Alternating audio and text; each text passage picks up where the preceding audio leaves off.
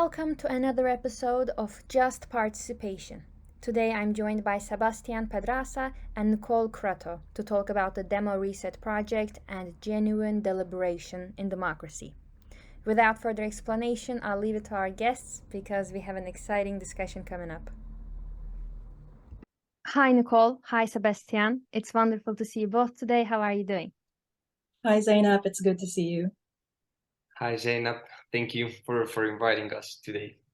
Thank you for accepting the invitation. I just want to start off by saying this is a very special episode for us. For the first time at Just Participation, we'll be hearing from two guests at the same time, as opposed to the individual interviews we usually do. So I haven't really interviewed in this format before, but we'll see how it goes. It'll be fine. It'll be fun, I promise. Still, before we get into your joint work and the topic that you both have been working on for a long time, I wanted to ask about you individually, starting off with what we've normally done at Just Participation. So could you please tell us a bit about yourself and the work you're doing? All right, thank you, Zainab. So I started involving into this democracy world as an activist for peace processes back in 2016 here in Colombia. With a peace process that came from the negotiations with the FARC people here.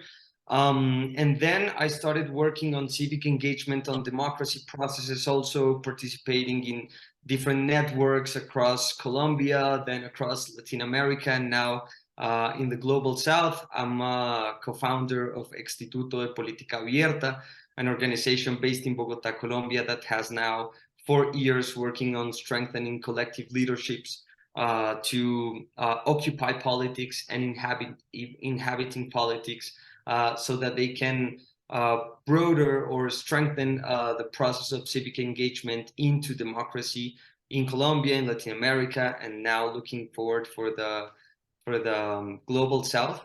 I started working first in Instituto, coordinating a process in the Pacific Coast called Deliberative. It's a civic tech platform so that people can participate there from different parts, and just underrepresented people could participate into politics on Buenaventura in the Pacific Coast. Then I started working with some people from Cuba, from Venezuela, kind of thinking how does strengthening democracy could look like in contexts where there is not there are not guarantees for democracy development. And then I started working also with Chilean people in an exchange program, coordinating an exchange program between advocates of Colombia, of Chile, so that they can strengthen also their abilities through collective intelligence processes to advocate into decision-making spaces. And then I started coordinating also the Demo Reset deliberation in the Global South. I built this project with my teammates, with Viviana Villa and Luna Serrano, working the whole structure, the whole idea of Demo Reset with organizations across the Global South, in Latin America, in Sub-Saharan Africa, Southeast Asia, Eastern Europe, and India. Wonderful. Nicole, we would love to hear about your current work as well. Yes, well, Sebastian's introduction is very intimidating. My work is not as interesting as what he's doing because it's very regional and global in perspective. So I'm a professor of political sociology at the Center for Deliberative Democracy and Global Governance at the University of Canberra. I know that's a mouthful, but it will all make sense when I tell you the work that I've been doing. So for the past 10 or so years, I've been trying to study how democratic politics can take root in communities that have experienced tragedies such as disasters, urban crime, and armed conflict. So I wrote a book entitled Democracy in a Time of Misery. I know it sounds very dramatic, but really the topic of that is to examine how ordinary citizens who just recovered from a super typhoon in the Philippines mobilize their emotions to put forward their grievances and their claims in the public sphere for them to secure political outcomes. And more recently, I started working on the project that I call Developing a Theory of Global Deliberative Democracy. And that intellectual project really just tries to examine how the deliberative democracy stories that are unfolding in different parts of the world are connected to each other. Because at the moment, what we have are case studies, right? Like Participedia has a lot of case studies of all of these democratic innovations happening in local communities and on the national level. But what I'm interested in is what are the connections of these deliberative participatory processes that are happening in slum communities in Bogota to deliberative processes that are happening in Paris? How are they connected? What are the shared stories there?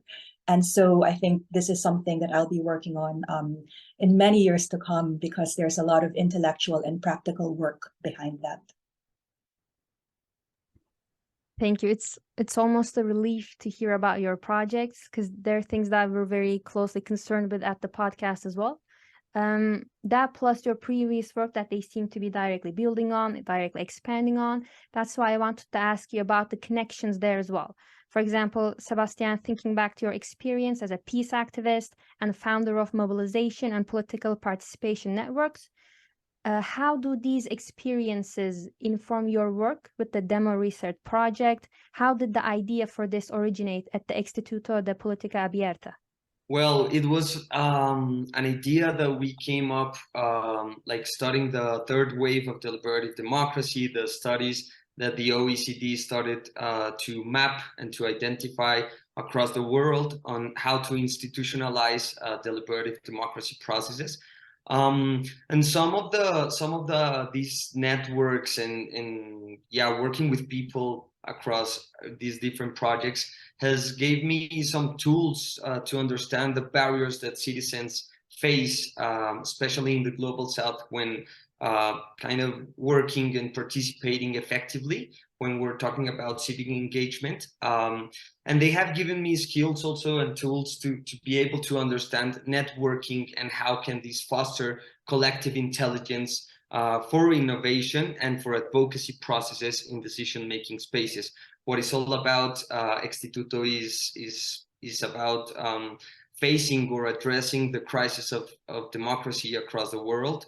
So we're kind of making our efforts here to think about how to get into innovation, how to work with democratic innovation, political innovation, public innovation, from different perspectives and from different views, so that we can open democracy and work collectively with people in the institutions and in the governments to open democracy to the people, to the underrepresented people. And on the topic of opening democracy, Nicole, I know about your work on democracy in non-democratic contexts and democratic innovations. So how are these research experiences reflected in your work with, as you mentioned, the Center for Deliberative Democracy and Global Governance? But also, I wanted to ask specifically about this, the Deliberative Democracy Digest. I would be very happy if you could introduce us to that as well. Yes, maybe I can start talking about the Deliberative Democracy Digest. So I'm one of the 4 editors of the Journal of Deliberative Democracy, formerly called the Journal of Public Deliberation. So there's been a rebrand 3 years ago. And one of the thrusts of the journal is to serve as a connector or a broker of knowledge between scholars, practitioners, advocates, as well as critics of deliberative democracy. The journal is supported by the IAP2, as well as the New Democracy Foundation. So just from that sense, you can see that the thrust of the journal is really to forge that conversation with the entire deliberative democracy community. So the digest is really the sister publication of the academic journal. So it has an op-ed blog type format where we invite anyone from the deliberative democracy community who has either a big idea, a curiosity, or a work in progress that they want to share to the world. And we give space to these ideas for them to be scrutinized, debated, deliberated, but also celebrated. So in the digest, you will see pieces that are also critical of the way knowledge is produced within the deliberative democracy community, on how, for example, knowledge so far has been so centered on the Western European, North American experience, and increasingly we're seeing entries that are not only critical, but also reconstructive, meaning they're proposing something new in terms of how we appreciate developments in deliberative democracy. So that is the work that we've been doing in the digest, and we're very proud of it. And obviously all of your listeners are welcome to take a look and also contribute a piece, hopefully sooner than later. In terms of our work here at the center in Canberra, there is a diversity of research interests that we do. A lot of my colleagues work on environmental politics, but also increasingly we are working on the agenda of decolonizing deliberative democracy. And personally, I come from this, I've reached this research agenda because of the work that I've been doing in the Philippines. So I was born and raised in the Philippines, although I haven't lived in the country for the past 15 years. And when I think about the case studies that I see in my post-disaster community and conflict zones, I always feel like it doesn't look like the deliberative democracy that I read in textbooks or in theory work that's constructed in the global north. And I feel like there's always something lacking when we enact deliberative democracy in my home country. But when I started reading the literature on decolonization or even deparochialization of political theory, I realized that actually my country is not deficient or it's not lacking in deliberative practice. What's lacking is the vocabulary or the knowledge that allows us to celebrate the everyday practices of deliberation that's happening in storefronts, in schools, in basketball courts, in informal contexts where discourse and disagreement and consensus is actually formed. And I think this is what drives me to pursue this agenda and collaborate with Sebastian's team as well, which is to really foreground these everyday practices or even institutionalized practices of deliberation that may not be obvious if we study deliberative democracy using the lens of the global north, but is so blatantly obvious when we study deliberative democracy from the lived experience of everyday communities. So that has been the focus of my project in the past few years. When we were talking about the episode previously with Sebastian, he also brought up one of your projects on healthy democracies. Is it like directly related to what you've been talking about, or is it a different project? Because I really wanted to ask about that as well. I think that's my colleagues Azucena Moran and Melissa Ross, who's working on the Healthier Democracies project. Okay, thank you. No problem. So having heard about your work, normally at this point, I would go right to the topic and ask, like, to you, what is deliberative democracy, theory and practice? But instead, to put it more into perspective, I should ask, what do you see as the benefits of deliberative democracy? And would you describe, for example, Demo Reset as a deliberative project? Maybe we can start with you, Sebastian. All right, Jaden, thank you. Yeah, definitely the Demo Reset is a project that seeks to strengthen the abilities of practitioners across the global south to carry out successful processes of deliberative democracy in their own contexts. So definitely it's a good question for us. I would like to refer as deliberative democracy, just as Jane Mansbridge pointed out. It's an exercise of mutual communication that involves weighing and reflecting on preferences, values, and interests in relation to matter of common interest. So sorry.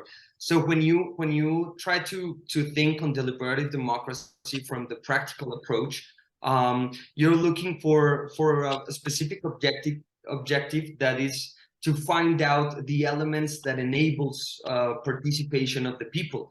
And the fundamental question that we might address here is how to develop a deliberative system that is feasible in the real world. I think that will be maybe the difference with a theoretical approach, but I think there should not be like like a disparity between the practice and the theory, because we must make common efforts to provide a two-way feedback on these fields. I mean, finally, it's all about addressing the crisis of democracy, which is becoming deeper and has greater challenges to effectively involve citizens in decision-making, in public decision-making.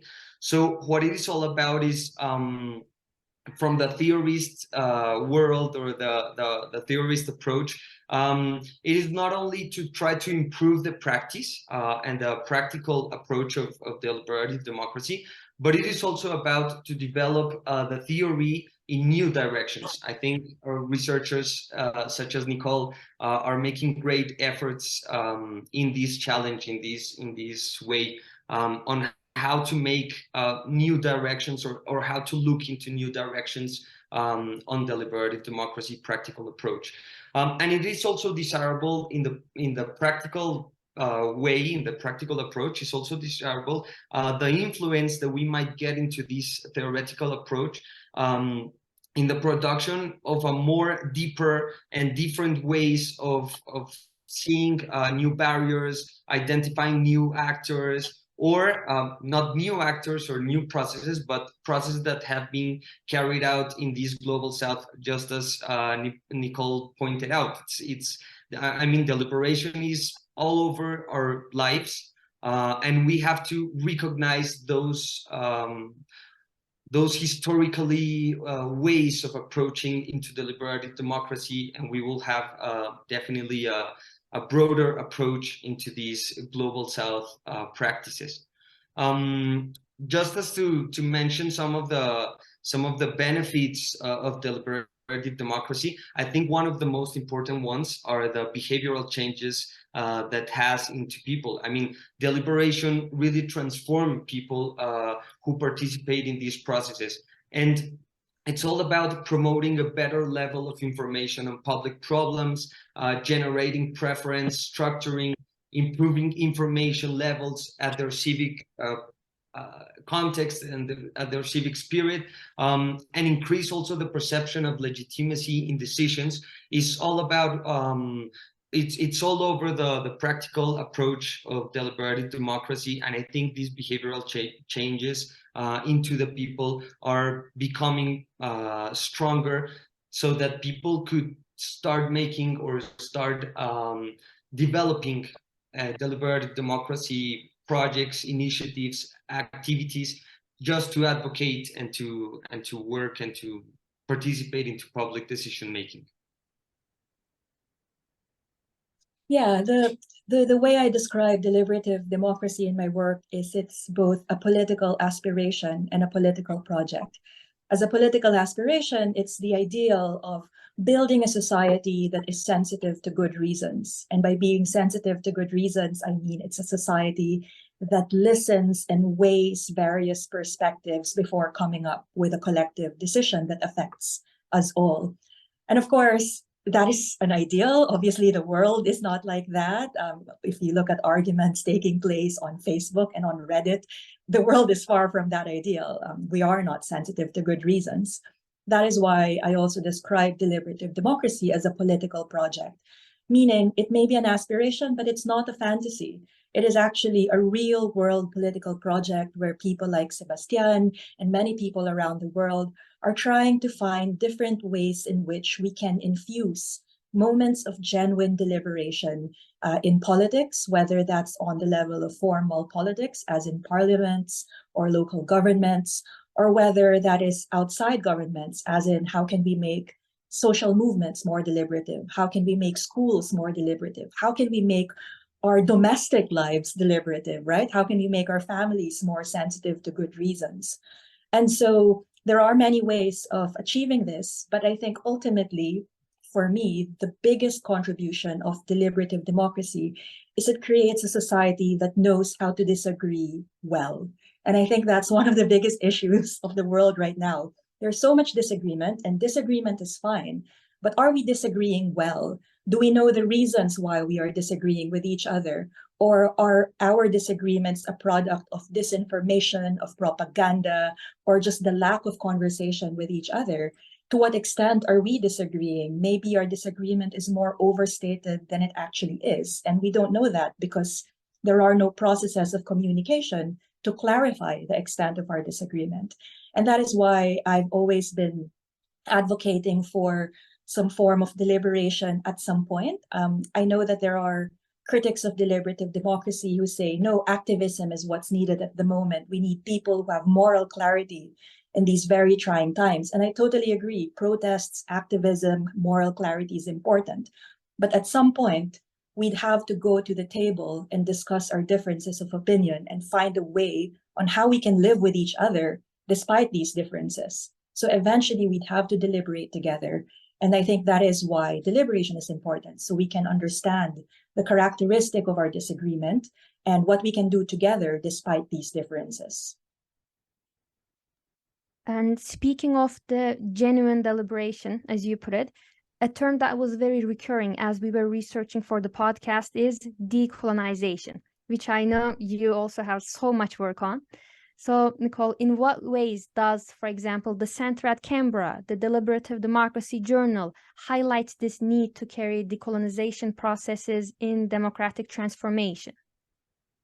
Right. So there are many scholars of deliberative democracy at the moment who are really pursuing this line of inquiry. So this is really a shout out to people like Azucena Moran, Melissa Ross, Ricardo Mendonça, Hans Assenbaum, Sonia Busu. There is a very vibrant community of deliberative democracy scholars who are advocating for decolonization. The first thing I have to say here is that even the term decolonization is widely contested. It has different meanings and it has its own internal debates within the community working on the topic. So I just want to acknowledge that. But from my understanding and the way we practice this in our work in the community, first, it simply means decentering the narrative of European Western modernity in the canons of deliberative democracy. So, for example, to say that deliberative democracy was conceptualized by theorists like Jürgen Habermas, or conceptualized in the US, for example, in the Constitution.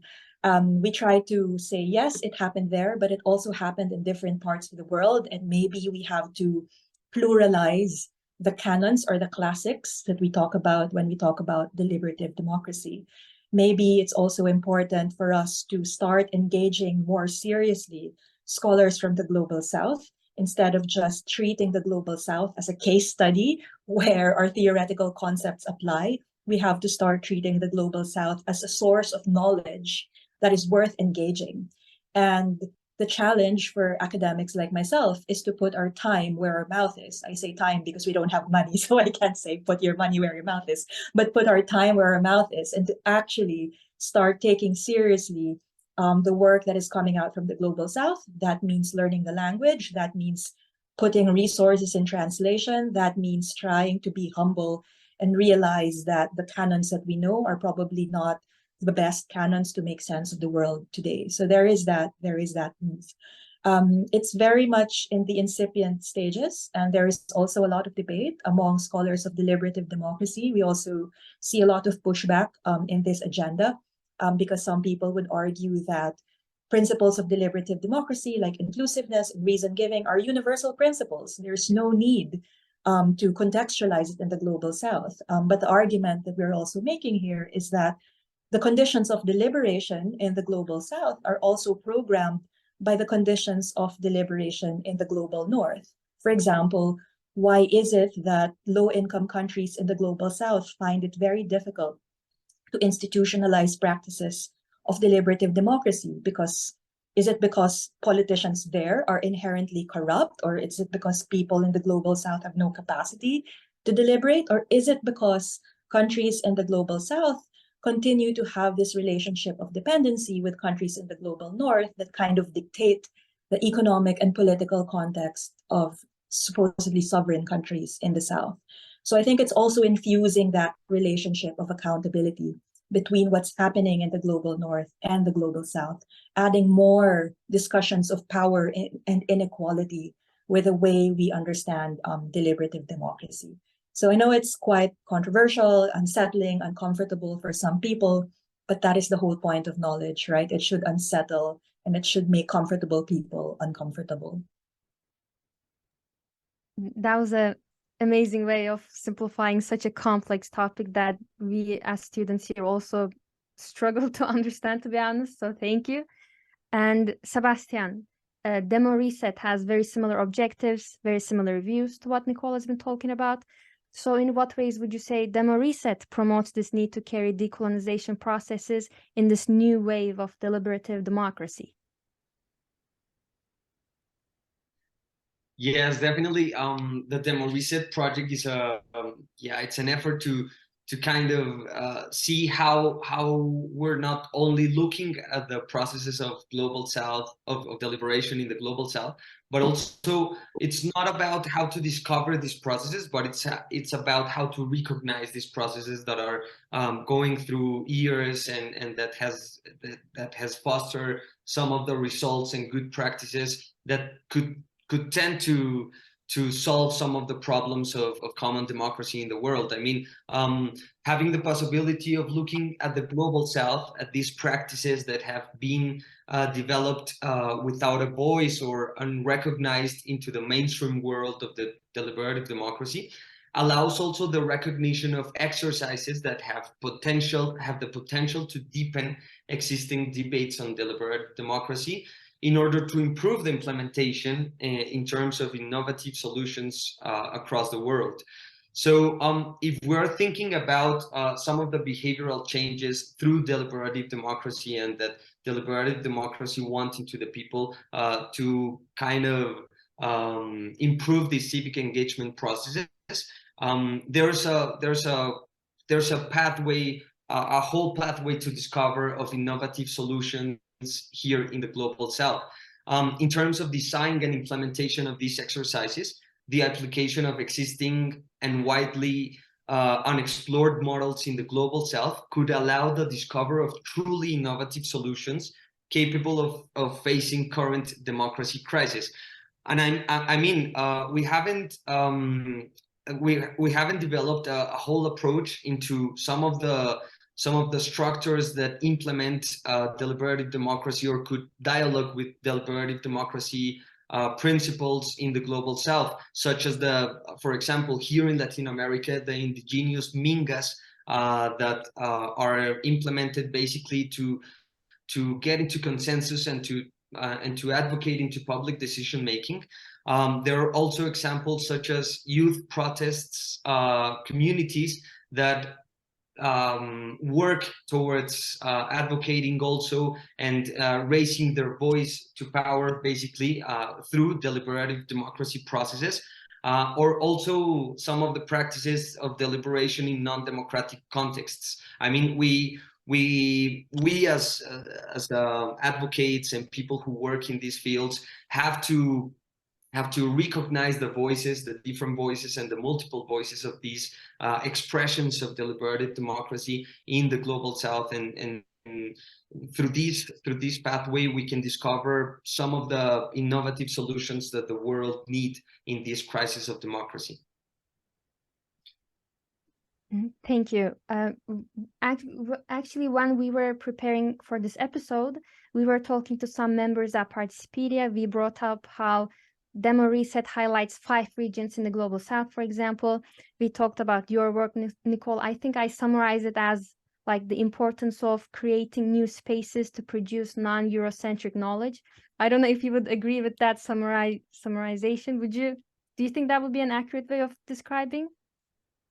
Yes, 100%. And I think the work of Demo Reset really is foundational to this, because as Sebastian mentioned, there has been a systematization of knowledge with OECD countries, but the rest of the world are not OECD countries.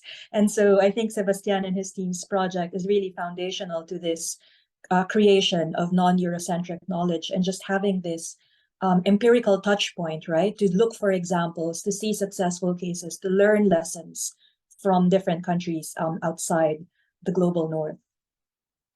Amazing. I'm happy I was able to explain it properly to them at the time.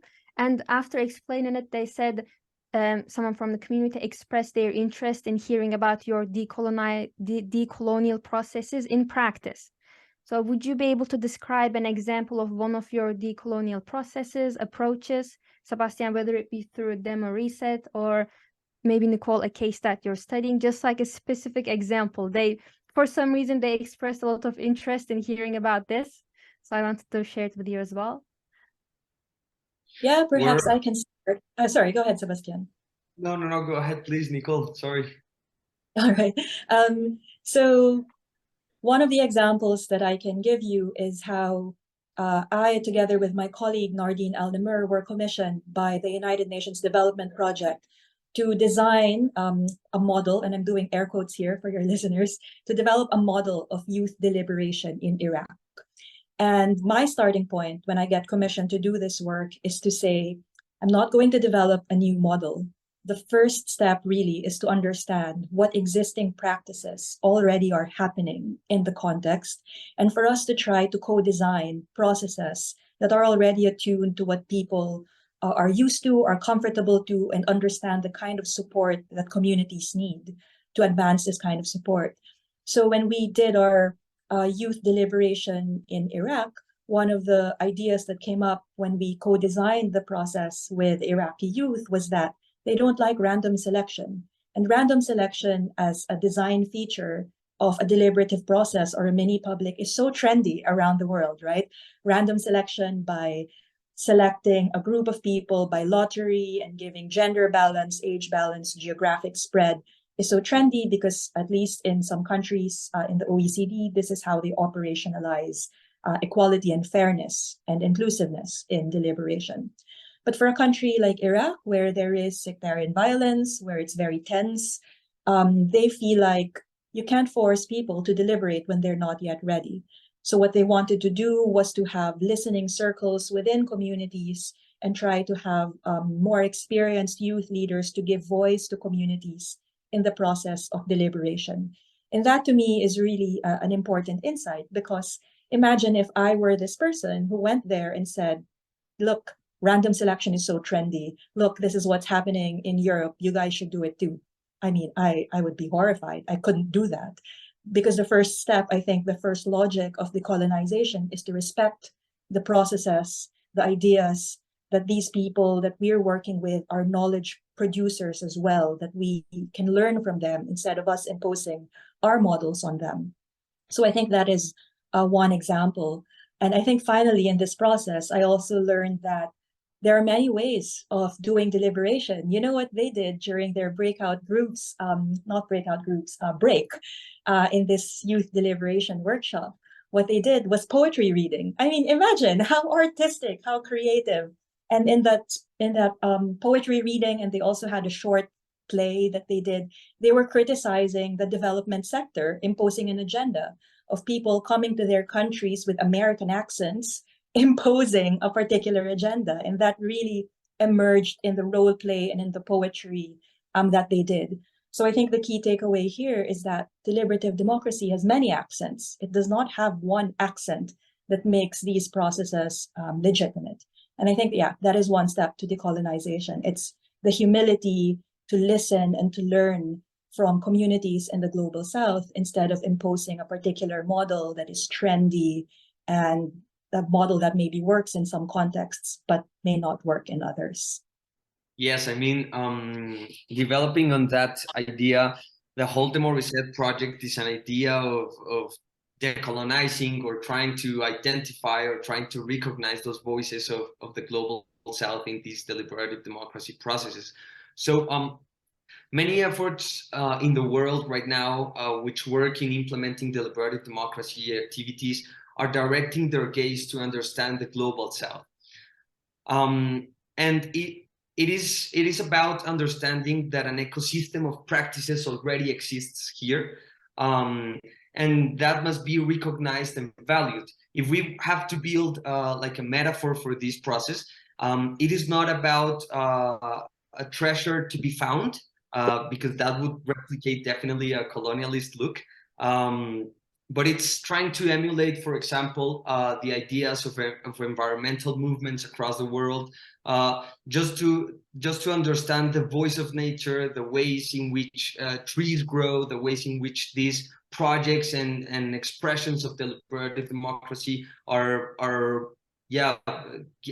finding their way to be recognized. And we have to discover, we have to recognize, not to discover, these processes in the global south. So the main question for Demo Reset is not about how to discover these processes in the global south, but it's about how could we identify, value, and insert on these existing practices in the global south that dialogue with deliberative democracy processes. So basically, what we are thinking and our hypothesis in the whole project is that deliberation in the global south can give us a broader context of the limits and potentialities of deliberative democracy in the world. I mean, when we look at the global south, we know that that we face shared conditions of high levels of inequality, constant violations of human rights, multidimensional poverty, low representativeness, low democratic participation and of underrepresented groups, multiple violences. So basically, to the initial question that I pointed out on how to deploy models of deliberative democracy that are feasible in the real world, you have to add to this factor that the real world is mainly real worlds. And you have to address basically the inequalities and the lack of resources and the tools, the different tools and knowledges that are expressing in these contexts of the global south. So basically, the proposal of Demo Reset is to recognize these criticisms and these debates across in the deliberative democracy world, and start from the basis that the contexts in the global south share different barriers, challenges, and frustrations when implementing models of deliberative democracy. So we have to recognize basically that there are common obstacles in the global south, which must be recognized in order to generate feasible responses to these scenarios of the crisis of democracy. Basically, the project has developed in the 5 regions of the project. We have developed a mapping and identifying of these barriers. First, not identifying which are these expressions only of the global south on deliberative democracy, but we're identifying also the barriers, the shared barriers of the global south in this deployment of these exercises. So, for example, we have found some structural barriers that such as political context barriers, cultural barriers, social capital barriers, and in the second phase we have discovered also some of the functional barriers on deliberative democracy activities and projects that are addressing or are addressed also by these structural barriers. So, for example, in these functional barriers, we have found barriers in characterization of the actors that are going to participate, barriers related to the information used in deliberative exercises, barriers related to the moderation of the debate and the mediation and facilitation of the negotiation or the deliberation, and barriers related to decision making. The identifying of those barriers gave us the clarity on how to look on best practices, on how to look what is the global south activities or NGOs working on to overcome these barriers, right? So in these discussions of the best practices, we have found the need to generate, for example, deliberative democracy designs that include discussions from intersectionality. Second, the creation of methods and tools for decision making specific from the global south and to the global south. Third, the need to generate inclusive calls, understanding the various underrepresented groups in unequal societies, and the need to deploy communication systems that generate true civic engagement. So here, what we are trying to reach is basically that underrepresented groups such as ethnic minorities, women, people with disabilities, vulnerable youth, have been implementing exercises that include these fundamental questions, which involve discussions from intersectionalities, and which are kind of revolutionizing the way in which it is being deployed, these activities and projects on deliberative democracy.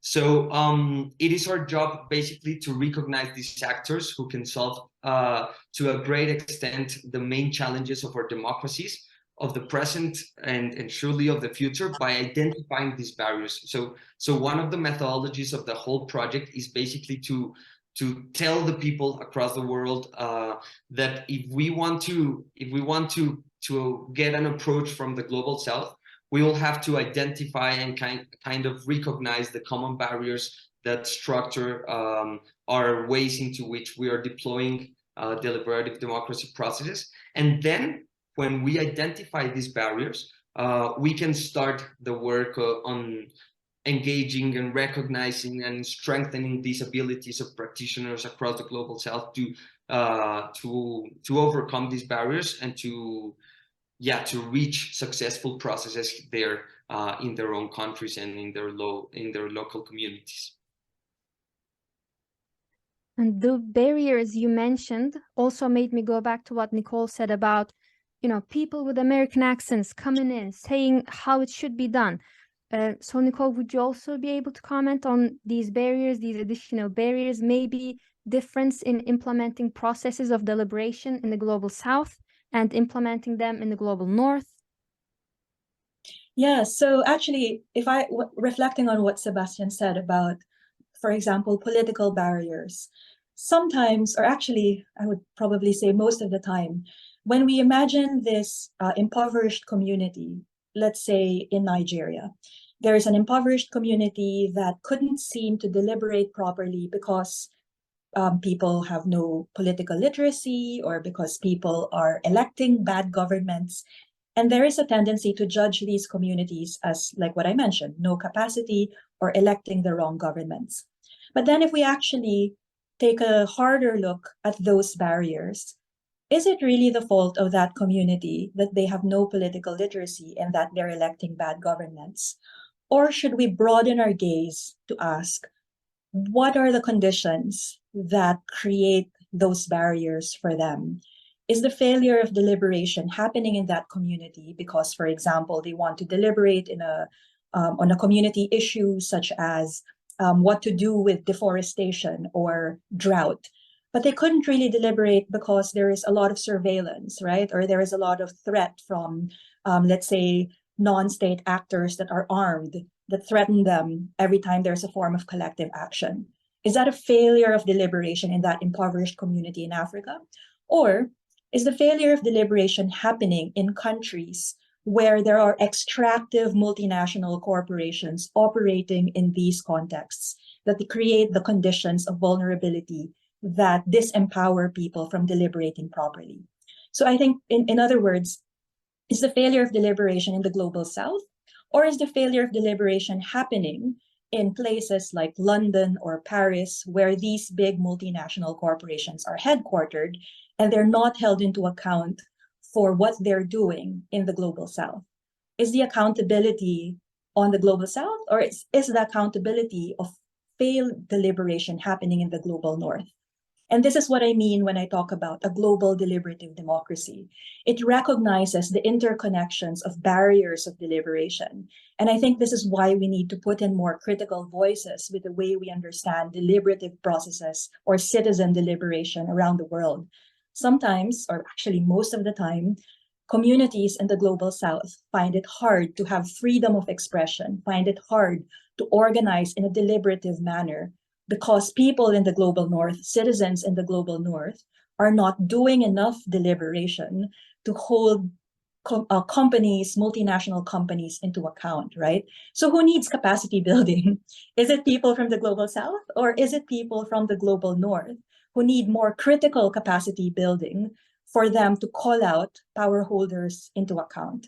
And I think this is what's missing in the conversation about deliberative democracy at the moment. We celebrate a lot of democratic innovations, deliberative mini-public, citizens' assemblies happening in the global north as new innovative forms of deliberation. And they're fantastic. I love these examples. But maybe we need to take a step further, right? We need to add a more critical dimension here and have these countries face up to the legacies of colonial inequalities that they institutionalized in the global south. And for that deliberation to happen, we need a critical mass of citizens in the global north to recognize that accountability. And I think that is how the decolonization project will become even more meaningful, because a decolonization project is not just diversifying our examples, right? I can already imagine people saying, oh yeah, we've been drawing on the demo reset database of examples, and yeah, these global south examples are fantastic. No, that's just fetishizing it.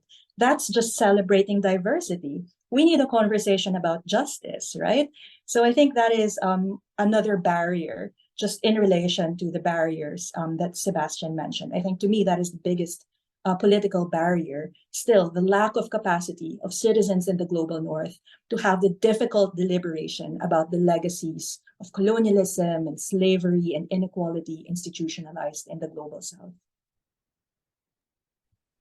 Thank you. Is there anything either of you would like to add to emphasize on this current discussion, whether it be with barriers, decolonizing the processes? If not, I can go on to the next segment. I think I will add only like these efforts on identifying these barriers we need to keep exploring these barriers as common narrative of the global south also.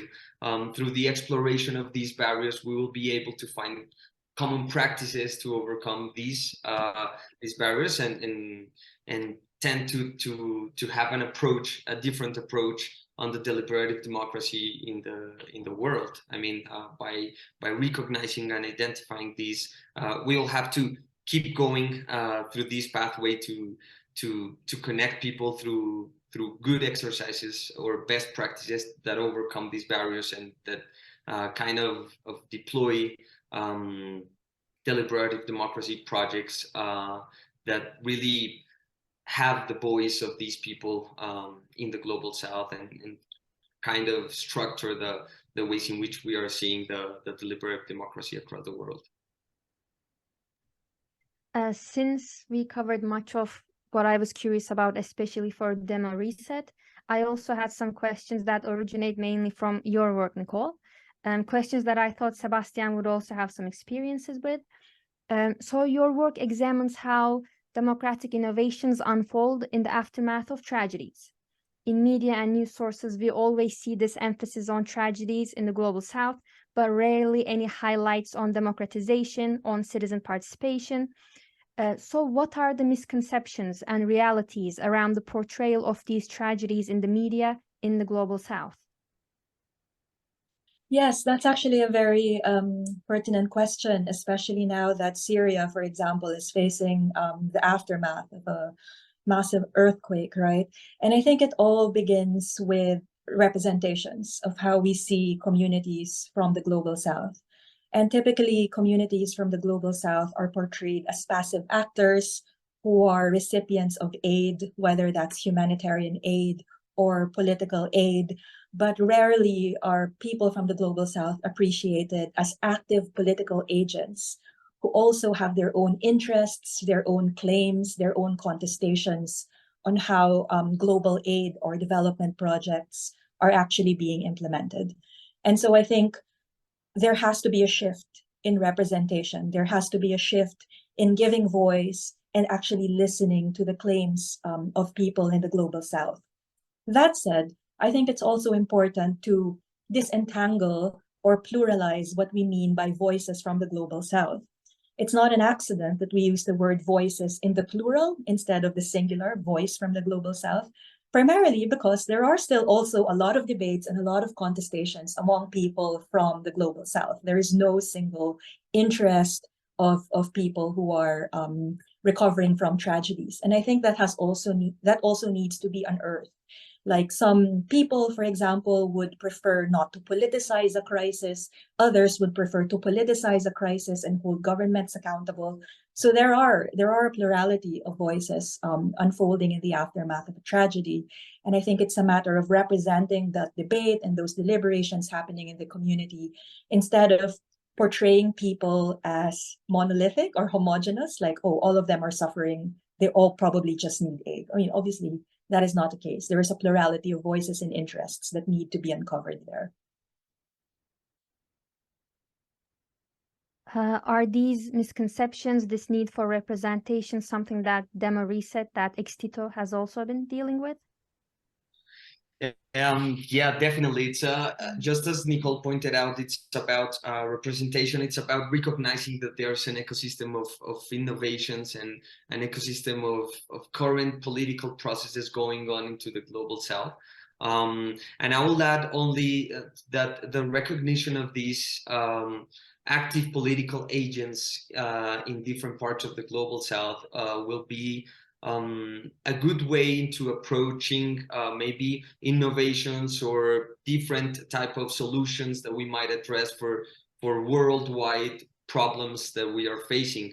I mean, this process on democratization and decolonization should inform us on the innovations rather recognized in the global north, but also identified in the global south, and how does this collective intelligence process could seek or could reach to best practices or new solutions for these problems.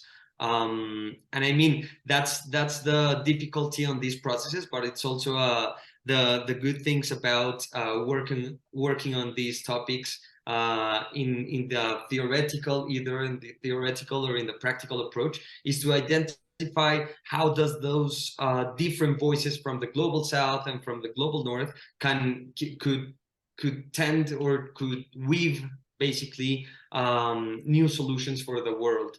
I mean, we're facing a worldwide crisis on democracy and some big challenges regarding those topics. So I mean, maybe this problem or this approach on democratization and decolonization should also contribute to facing those challenges and those problems regarding the democracy crisis. On this topic of voices, I know that Extituto also collaborated with I4Policy, the Innovation for Policy Foundation. We actually recently interviewed John Stever for episode 4. He is the co-founder and managing director of I4Policy. He also talked about many innovations that came out of their global assembly on the climate and ecological crisis. And as you know, the digital technology global assemblies have been discussed to be both a form of accessibility as well as a barrier. So for our listeners that may be coming from that episode, what is your experience, your take on that? So on the topic of the Global Assembly, I have so much affection for this global process. I am the chair of the Global Governance and Participation Committee. So I have seen how John and his colleagues really work day and night to make this happen. And we've also been talking, as part of the research team, we've also been talking to a lot of participants, assembly members. And I think one of my realization here is that while the Global Assembly team really did their very best to give support to these communities, sometimes our assumptions about how we design these processes are still very much anchored on our own privilege as people who are connected to the internet, have stable electricity connection. And what we found with some of our assembly members that we talked to is that these assumptions just don't hold for some of them. The idea that you can turn on your laptop at 8 in the evening so you can Zoom because 8 p.m., right? That's in the evening, you're done with work, you can deliberate.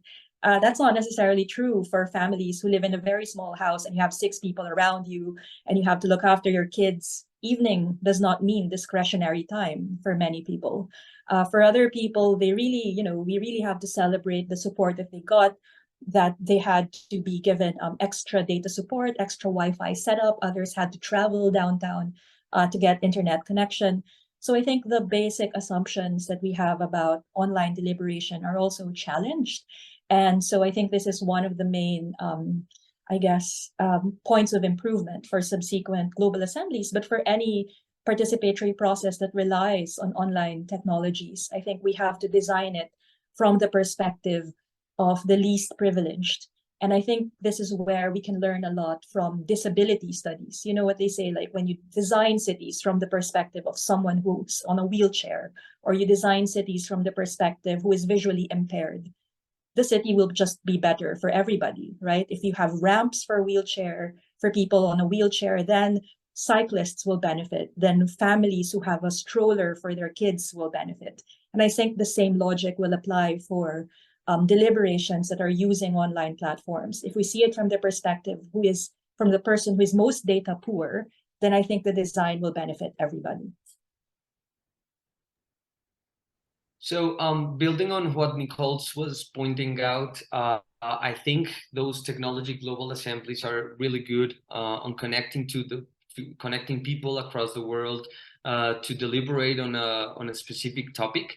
And I think the global assembly in that aim basically was a very good exercise. I mean, I'm also really grateful for the global assembly experience, especially for the IFR policy engagement of Instituto in the whole process, because that was my starting point basically in this deliberative democracy world. So I get to know many people across the world, Deliberative, IFR policy, even you, Participedia, Nicole also, from this process. So I think it was a really good exercise on connecting people across the world, 100 citizens deliberating on climate change topics, and then trying to advocate into COP26. It was a beautiful and a lovely project that I think it had a really big outcomes on the project. I mean, just to develop a little bit more on the barriers that Nicole pointed out, I think the most difficult opportunity is the most difficult thing we might think of is the use and access on technology on different people. I mean, some years ago, we tend to talk about digital democracy, for example. The digital democracy will solve the big challenges and problems on democracy. And then when we deployed some of the activities, at least at Instituto, we find out that basically digital democracy has a lot of things to work on, and definitely one of the things are talking about use and access of technology of the people. What about the people that does not have stable energy to connect? What about the people that do not know how to use these platforms that connect people across the world? What about the people that does not have this literacy on use and access on technology? So that's definitely the biggest challenge that we might face in these digital technology global assemblies.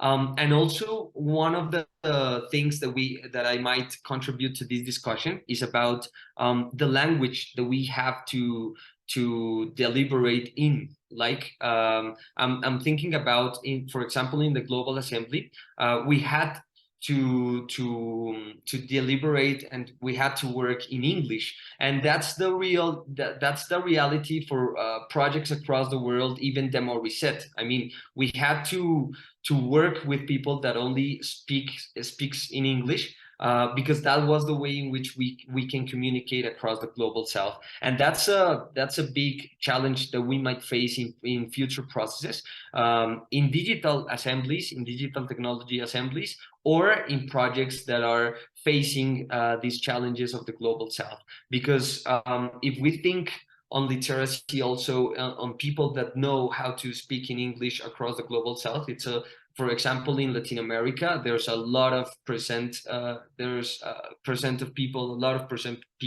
that does not speak in English, or if they speak in English, they cannot basically express themselves as good as in their mother native tongue. So that's why I think we have to think on different ways into facing this challenge. I mean, the Global Assembly did face this challenge on kind of identifying organizations that guarantee the participation of the people that did not speak in English. but I think we have to make great more efforts towards this, because these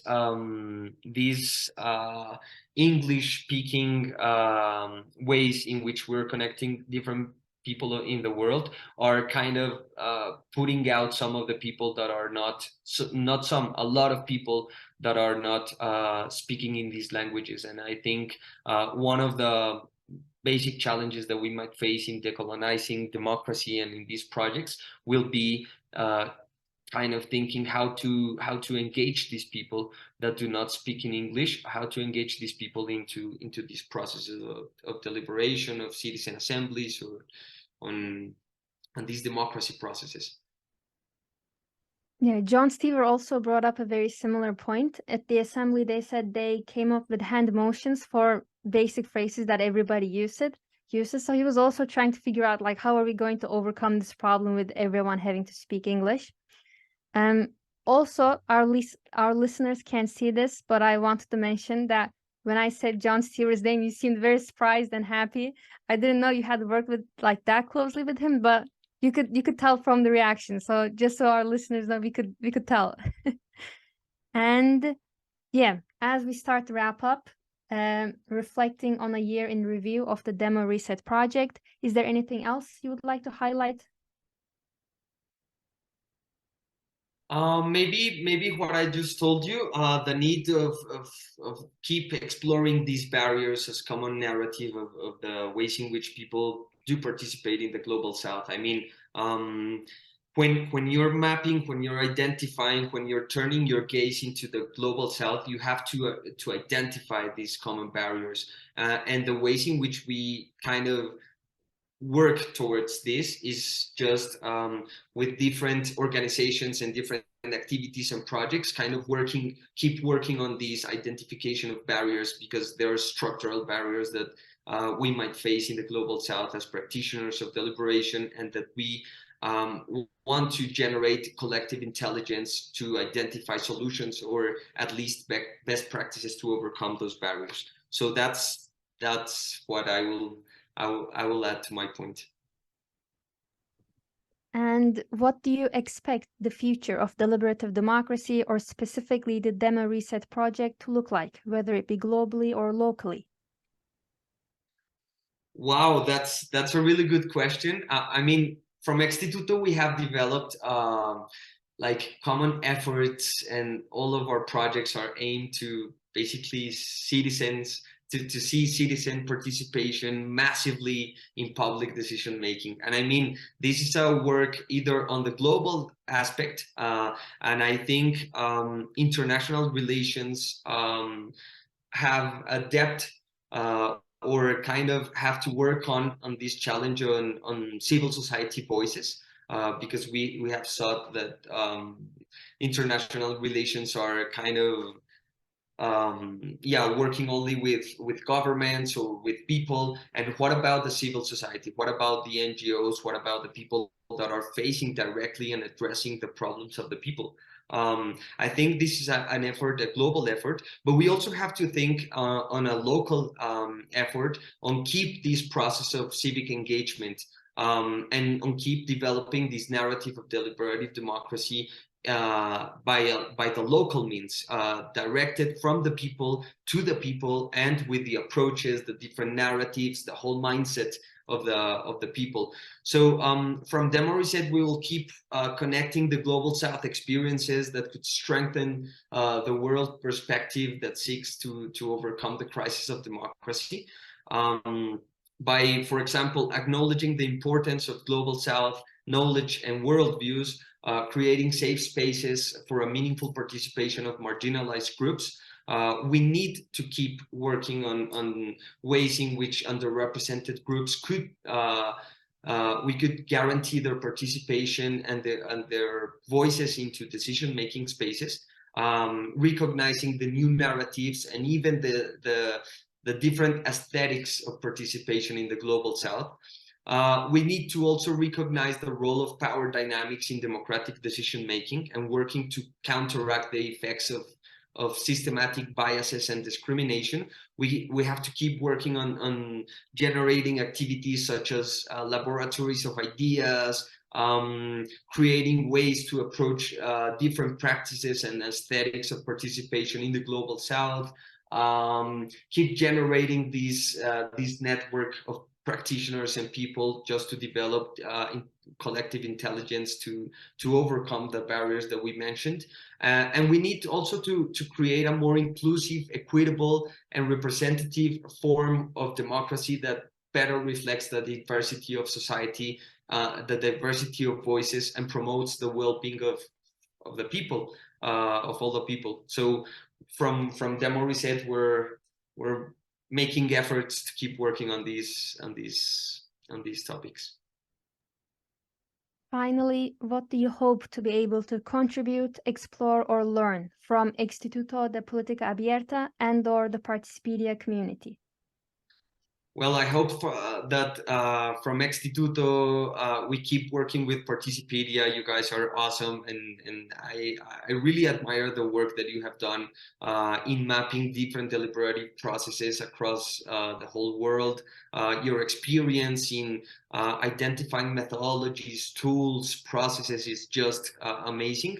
So we want to learn from you guys. Definitely, actually, we're implementing in this Demo Reset process a matchmaking component, kind of a Tinder's deliberation to connect people across the world and to connect how to identify common barriers and how to collectively generate solutions or best practices to overcome those barriers.